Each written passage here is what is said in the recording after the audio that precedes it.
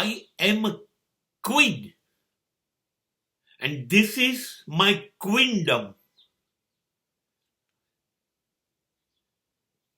पिया का घर है ये, रानी हूं मैं इस घर की.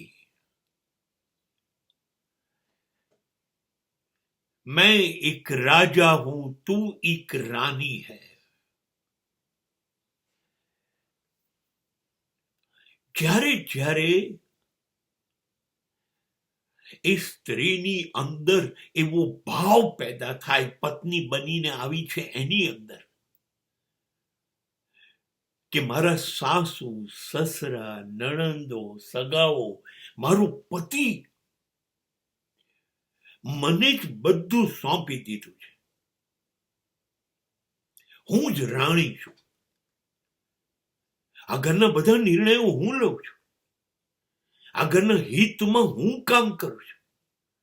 બધાને મારા માટે માન છે. મારા પતિ તો મને પુષ્કળ વાલ કરે છે. पिया का घर है, रानी हूं मैं. આ આપી શકીએ છે. અને હું સાચું કહું છું, સ્ત્રીઓનો પક્ષ નથી લેતો.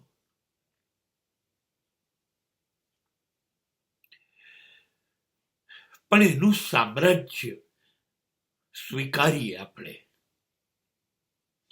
તો એ ચોક્કસ એ ગીત ગાશે,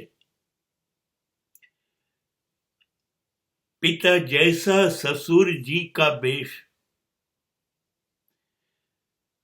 पिया का घर प्यारा लगे, मैं तो भूल चली बाबुल का देश. ચોક્કસ ગાશે યાર. સ્ત્રીને તમે ગમે તેટલી છૂટ આપો, સ્વતંત્રતા આપો, પણ એ તમારા વાણી અને વર્તનની અંદર જોઈ જશે. જો તમારી નિર્દોષતા, સહજતા, સરળતા અને ભરપૂર પ્રેમ, તો સાચે સાચ એ એના મા બાપ, એના ભાઈ બહેનો, એનું ગામ, એનું વતન બધું ભૂલી જશે.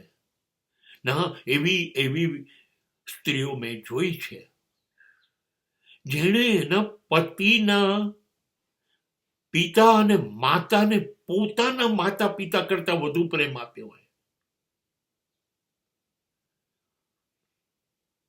અદ્ભુત હોય છે.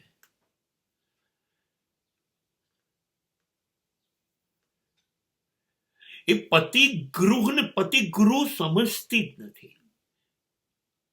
પછી એ પોતાનું ઘર સમજી જાય. બધું જ એ સાચવી લે છે, સંભાળી લે છે. ના કોઈ ફરિયાદ નથી આવતી એની તરફથી. શરણાગતિ સ્વીકારવી એનો સ્વભાવ છે. ગંગોત્રીમાંથી ફાટ ફાટ પહાડોને ચીરીને વહેતી ગંગા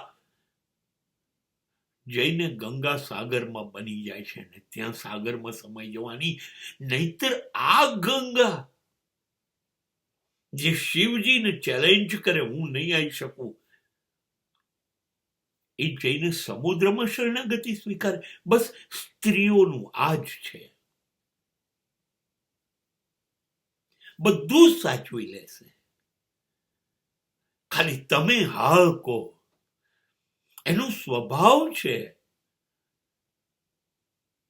ખતમ થઈ જવાનું, ઓળઘોળ થઈ જવાનું, તમારી અંદર સમાઈ જવાનું. એને કશું સાબિત નથી કરવું. એને બહુ મહાન છે તમારા કરતા, તમે કશું નથી, એવું નથી કરવું. એને કોઈ લુચ્ચાઈ નથી કરવી. સાચે એને કોઈ રાજ્ય નથી બનાવવું. એને ખરેખર રાણી નથી બનવું.